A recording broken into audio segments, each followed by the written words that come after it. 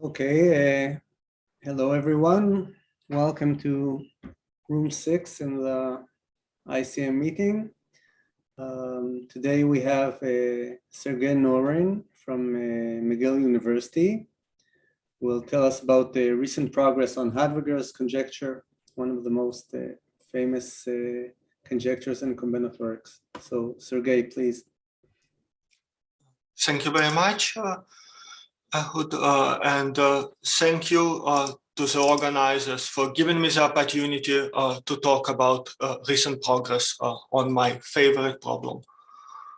Earlier this week, Alex Scott gave a beautiful talk on connections between coloring and structure, and his story starts just as mine, and there's many stories in graph theory with a seemingly innocent problem posed 170 years ago by Francis Guthrie. He was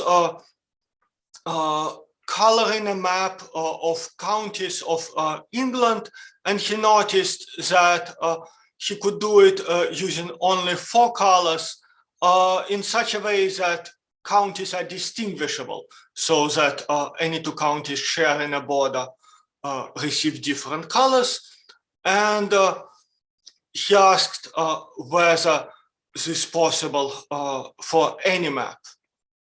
And this question became popular because it's very simple to state, very natural, but turned out to be amazingly difficult. So it's an amazing amount of insight that was gleaned from sample size 1, from trying to color 1 map. So it took about over 120 years for the Four Color problem to be resolved in positive by Appel and Haken. That was done by Appel and Haken. So in terms of maps, and we'll soon convert this into language of graph theory, the result says that any planar map consisting of contiguous regions can be colored using 4 colors so that adjacent regions have different colors. In the language of graph theory, we replace the regions of the map by vertices of the graph, and we can join the vertices corresponding to adjacent regions by edges in such a way that the resulting graph is planar. The edges corresponding to different edges do not share any points except possibly for their endpoints.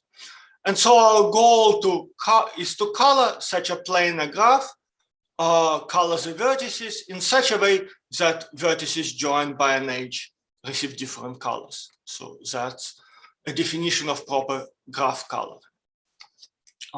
So let me make the definitions formal. So we'll be talking about graphs, which are just finite sets together with some subset of pairs of this finite set of vertices, which are edges. And we are trying for a given graph to find a k coloring. So we're trying to assign to each vertex one of the k colors so that the ends of every edge receive different color. So a graph is k colorable if there exists a k coloring of it, and the key parameter for us of interest is the minimum number of colors required. So here on the picture below, there is a fragment of the coloring corresponding to a map from the previous slide. It's a 4 coloring, but if you look at this picture for a little bit, it becomes fairly clear that 4 colors are not necessary. One can replace one of the colors by a different one and color and obtain a 3-coloring of this graph. And then it's also not hard to see that 3 colors is necessary because this graph contains a complete subgraph on 3 vertices. And whenever we have a complete graph, so a graph where every pair of vertices are joined by an edge, you have to assign different colors to all the vertices. So complete graphs present, presence of complete graphs in a graph present a natural lower bound on chromatic number, but unfortunately, coloring and determining chromatic number is very hard. So it is NP hard to determine chromatic number and to approximate it.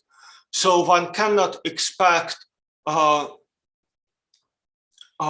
always to find a simple abstraction. And Alex Scott talk in particular discussed existence of abstractions in terms of induced subgraphs, and their theory is quite rich and very complicated. But we will consider different type of structures and their relation to color. So coming back to the Four Color problem, Four Color Theorem states that every planar graph is 4 color. So let me make a few points about this theorem. The proof of the Four Color Theorem is computer generated, and it was famously, or perhaps infamously, one of the first examples of computer generated proofs. And at the back then, it caused some skepticism, but by now, this proof has in particular been formally verified. And Kevin Buzzard talked about the rise of formalists, and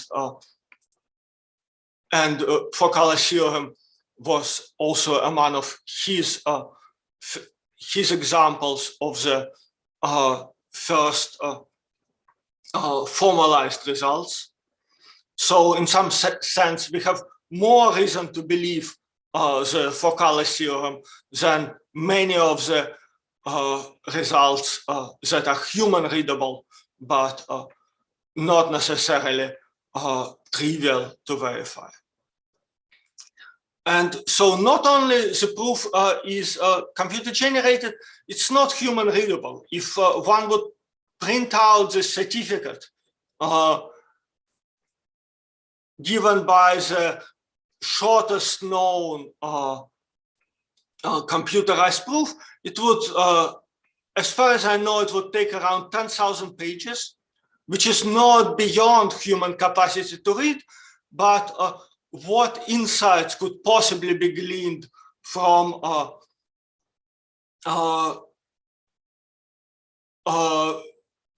going through this enormous amount of case checking. So in some sense, while we know that the Four Color Theorem is true, we do not know a good reason why. It could be an accident, a happy accident. And also, beyond spurring a lot of progress in graph theory in a way towards its proof, the Four Color Theorem also can be reformulated in various other settings in mathematics. So in terms of vector cross products, Lie algebras, divisibility problem, temporary Lie algebras, etc. Not all the formulations here are necessarily natural, but some I think are. And it's a bit of a matter of pride in graph theory for me, that the only known proofs use just the original formulation, that one doesn't seem to gain by translating the statement into those other settings, but it suggests that perhaps understanding better the reasons behind the Four Color Theorem could also give us certain insights across the border into the settings of these other formulations. So what can we do to attempt to understand the Four Color Theorem better? Well, it involves this very topological notion of being drawn in the plane. We'd like to, if not eliminate topology completely, but translate it in some more tangible, discrete setup, which is intrinsic within graph theory. And that's where the key notion of graph minor comes in. So minors form an inclusion relation for graphs, which relaxes the subgraph relation. So a graph H is a minor of G if we can obtain it from G by using the operations one would use to get a subgraph. So we can delete some vertices and edges, but we also allow ourselves to do this somewhat more topological operation. We're allowed to take an edge and squeeze its ends together until the ends of an edge become identified. That's called contraction of an edge. And while understanding of graphs with a particular subgraph or induced subgraph forbidden is difficult, there is a lot of beautiful structural theory behind graph minors, primarily developed by Robertson and Seymour in the 1980s. So how do minors relate to the Four Color problem, to our setting? Well, Kuratowski-Wagner theorem characterizes planarity in terms of excluded minors. So if a graph is planar, then every minor of it is surplanar. One can do the operations involved, in particular edge contraction, while remaining preserving the drawing in the plane.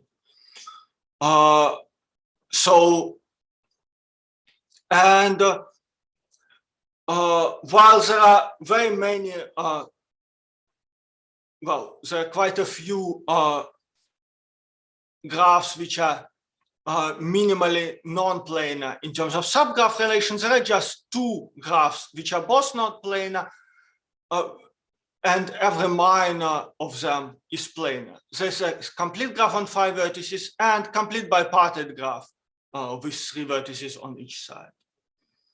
And Wagner already noted in 1937 that for Four Color Theorem, one does not need to exclude the K33 minor. So by Kuratowski-Wagner theorem, the Four Color problem is equivalent to showing that if a graph has neither K5 nor K33 minor, then it is Four Colorable, but it's enough to only exclude K5 minor. So this theorem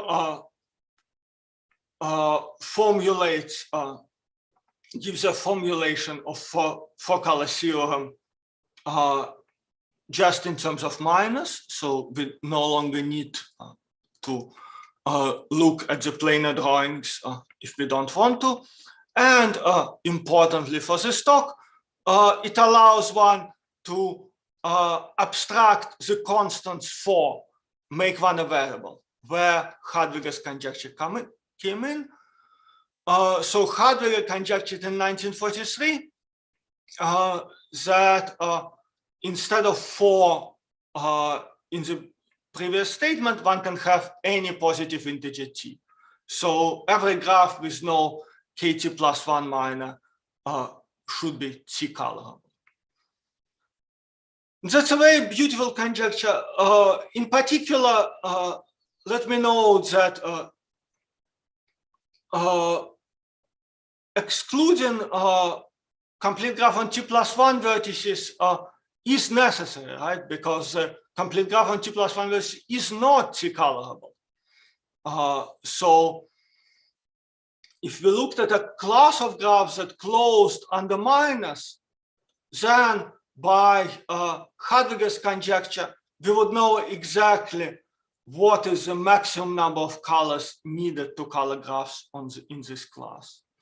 So in some sense, while coloring is hard, Hadwiger's conjecture suggests that somehow coloring minor closed classes might be easier.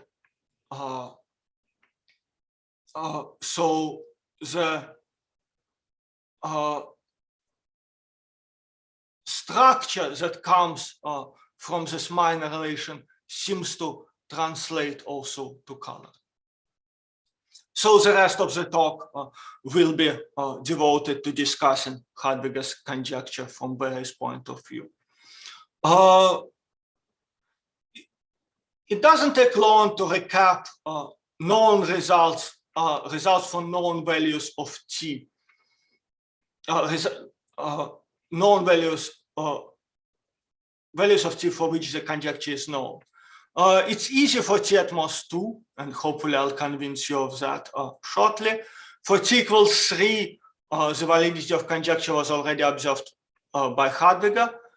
As I've mentioned already, for t equals 4, this is equivalent, the conjecture is equivalent to the Four Color Theorem, and so it was proved when the Four Color Theorem was proved by Appel and Haken in 1976. And there is one more case of the conjecture that's known, the next case, t equals 5, and that has been established by Robertson, Seymour, and Thomas in 1993. The proof is, unlike the proof of the Four Color Theorem, computer-free. It is a tour de force. It's a difficult structural proof, almost 100 pages long. But it doesn't use computers, except it does use the Four Color Theorem. So it uses Four Color Theorem as a black box, which is unavoidable. Because Hadwiger's conjecture for higher values of t can be fairly easily seen to imply the conjecture for lower values.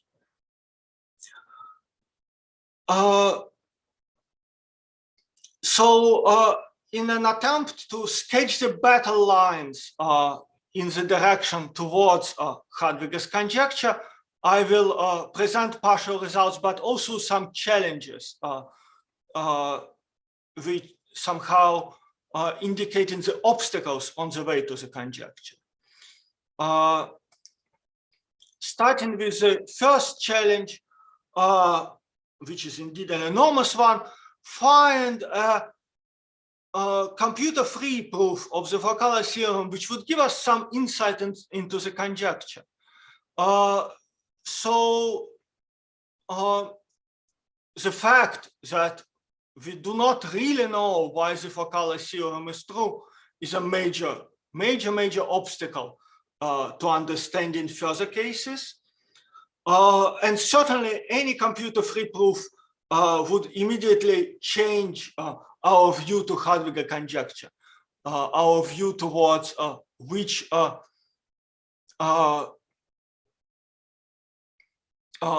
what results are possible, what methods are likely to succeed.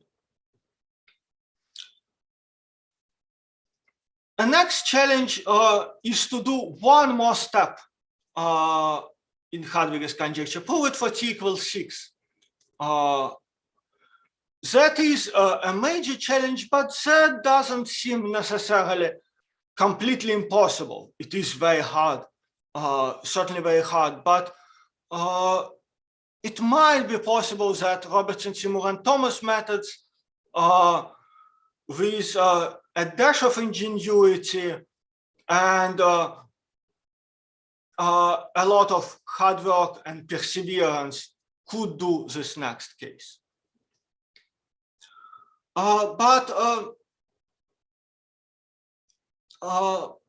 From this point on, I will be more interested in what can one do for large values of t. So what can one do to this conjecture?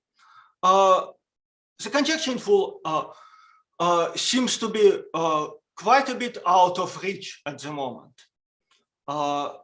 So when I talk about this conjecture, I usually say that the only way I can see it being resolved in the near future is if it's false, which is possible. It's possible it's false, but I'm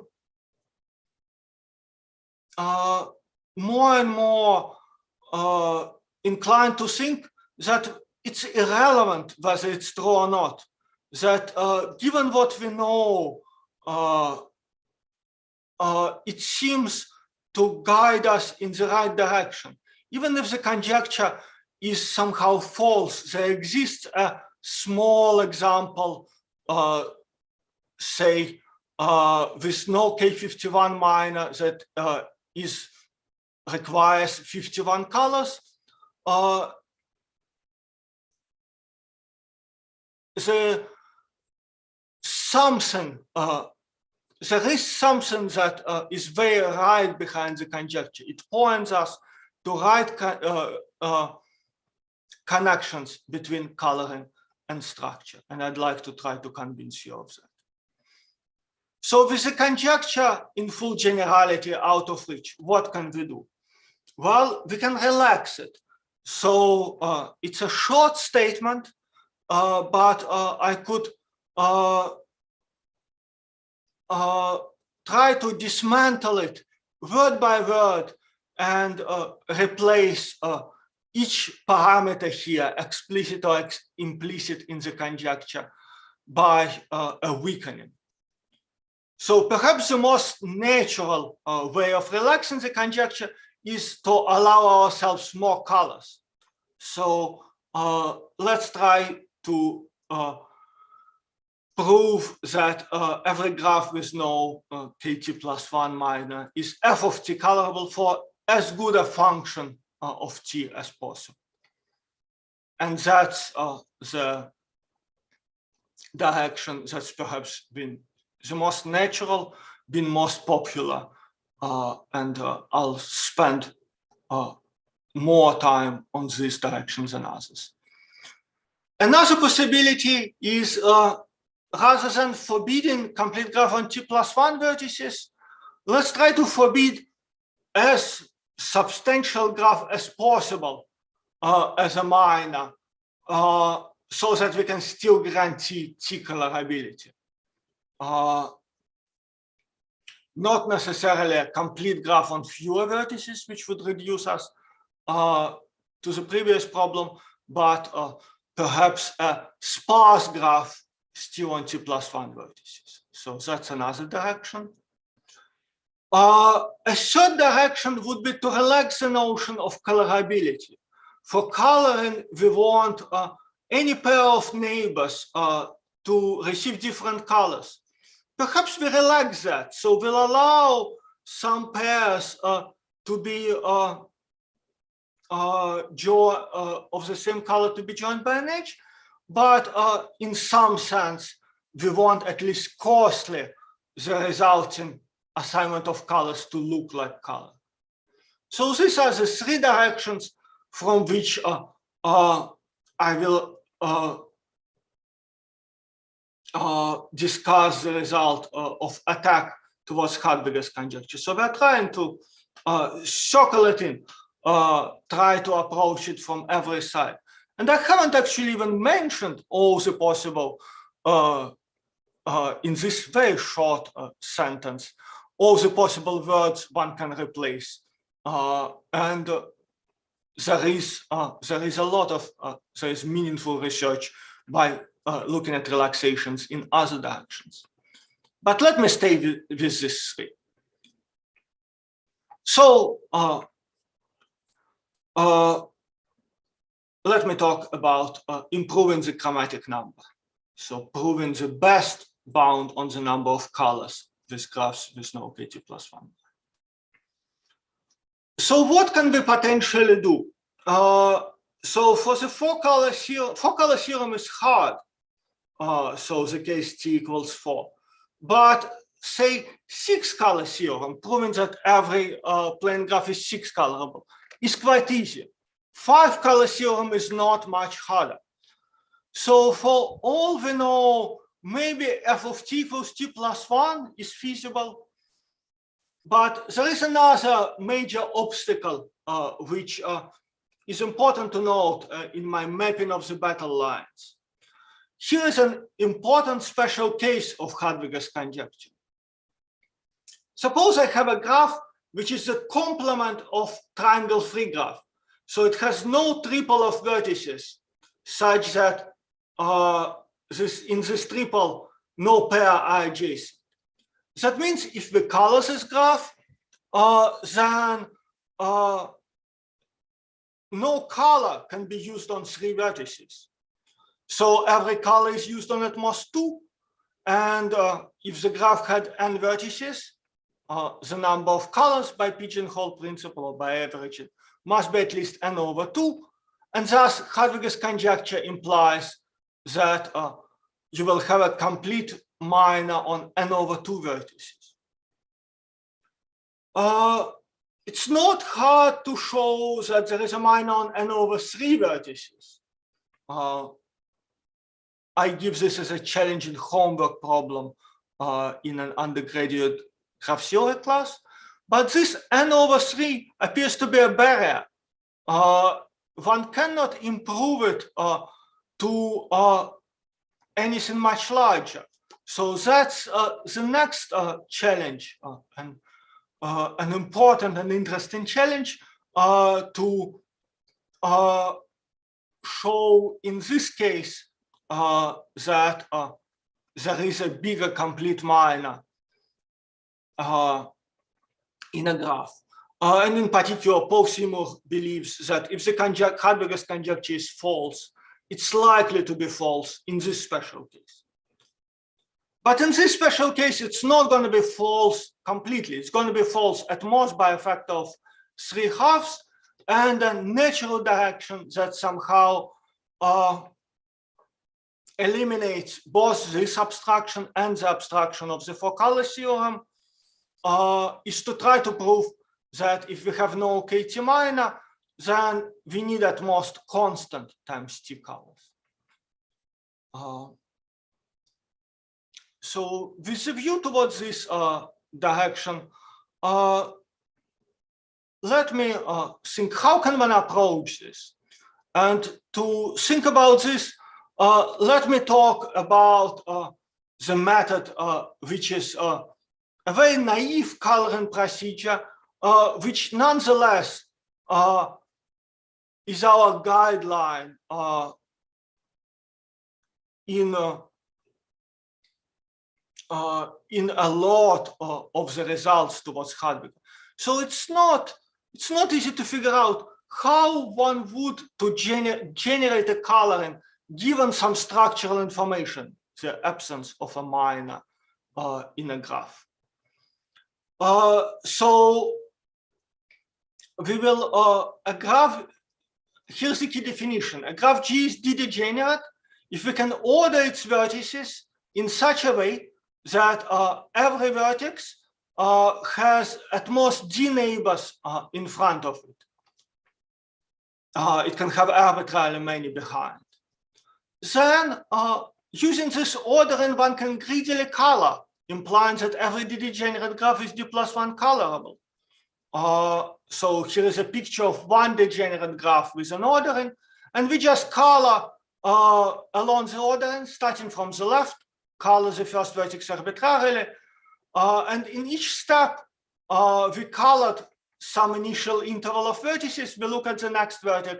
It has at most one, so this is the case d equals 1, one neighbor, or d more generally, in front of it that it's colored, so there is still a color available not covered by its neighbors, and we can use it in this way, obtaining a color.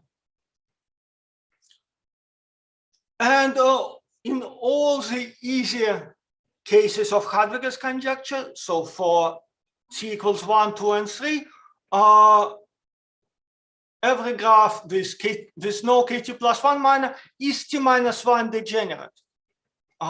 So this greedy coloring procedure works.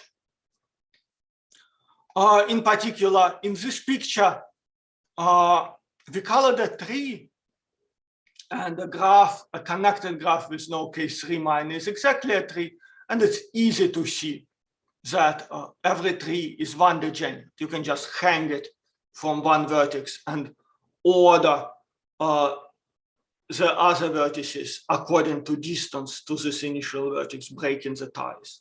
Then every vertex has at most one neighbor in front of it. So that's the proof of t equals 2 case. Okay, so how far can one get with degeneracy? Well, Kostichka and Thomason determined already in 1980s exactly how far. They proved that every graph with no kt minor is t root log t degenerate.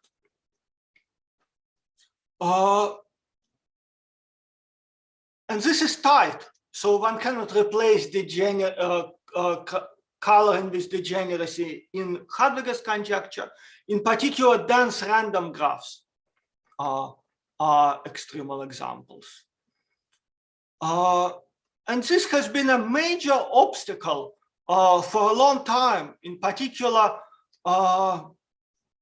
Reed and Seymour mentioned in their paper in late 1990s that there's been a popular Hadwiger's counter conjecture in the area, is that degeneracy, that's it. You cannot improve on degeneracy. Somehow the only robust, easy coloring procedure that we know is essentially the best. So for large T, there exist graphs with chromatic number up to T root log T, which from my point of view, it would have been unfortunate if that was true, because that would suggest that there is not that much structure that comes in from excluding a minor. So you get some not that much connection to coloring. You get some bound on degrees, which gives you degeneracy, but that's it. Well, this degeneracy barrier survived for about almost 40 years. So even the constant factor in terms in front of the T root log T term, which was determined by Thomason, has not been improved until very recently, until almost 3 years ago in joint work with Zisha-son. We've managed to improve things a little bit just to disprove, convincingly disprove Hadwiger's counter conjecture. We improved the power of logarithm from 1/2 to something slightly bigger than 1/3. So there are things beyond degeneracy here. And after our result, there has been a flurry of improvements, essentially all of them due to Luc Postel, which increasingly gain more and more insight in coloring of KT minor free graphs. And the state of the art result now is by Michel Delcourt and Luc Postel, which says that graphs with no KT minor are on the order of T log T colorable. So we are much closer now to weak Hadwiger's conjecture than we are to the counter conjecture. So there does seem to be something that's quite true about Hadwiger's conjecture in this direction.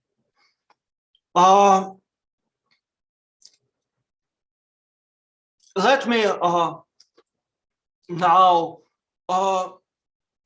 move on to the second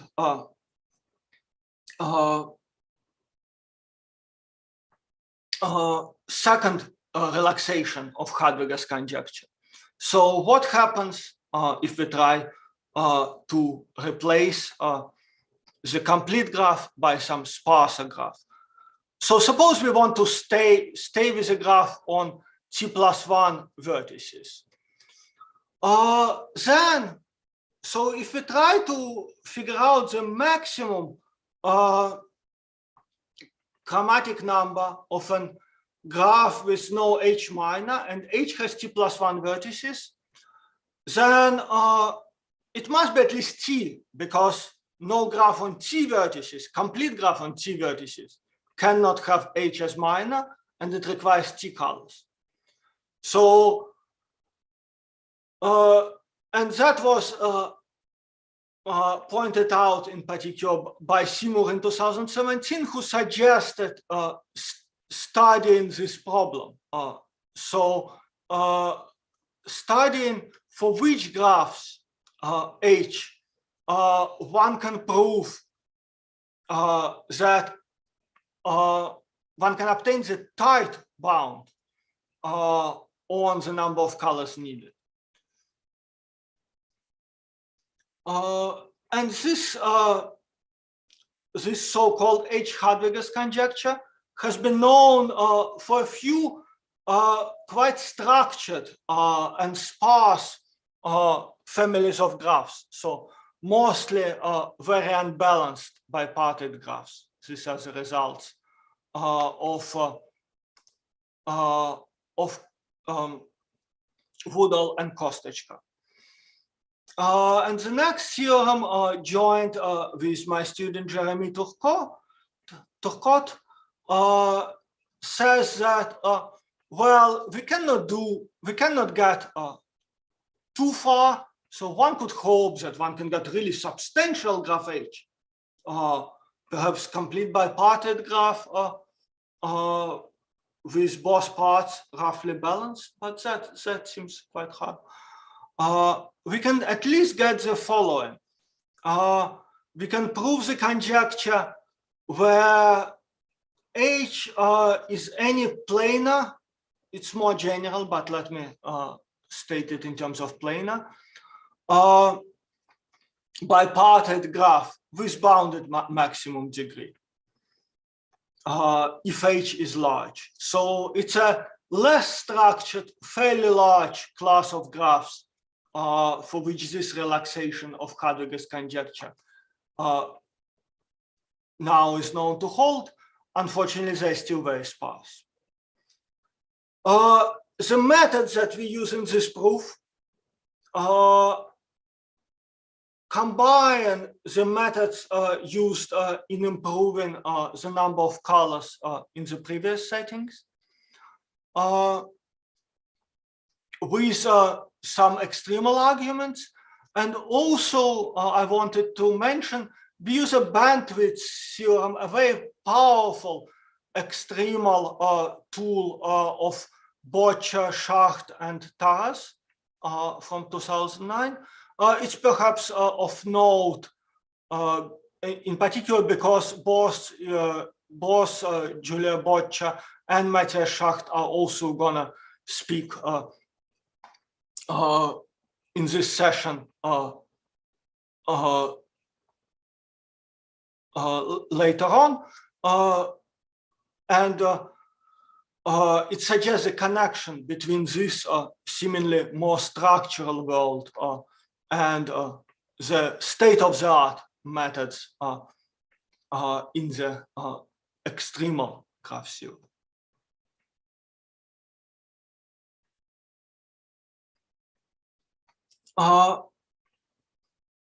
Let me finish by briefly talking about third relaxation, where we want to color the graph coarsely. So I want to take this point of view, and in particular use the word coarse to invoke parallels with coarse geometry, where we take a geometric structure and we step back very, very far and look at it from a great distance and look at its geometry. So from this point of view, we will want to color so that from this great distance, it seems like we colored properly. So a class is coarsely T-colorable if we can assign for every graph in this class, we can assign colors to the vertices of this graph, so that whenever we look at one color class, the clusters of the connected clusters of the color of this particular color are of bounded size. So from great distance, they look like just isolated vertices. And in a result, we proved with Denis Dvorak. This one is much more structural and much more technical. We are still writing it up.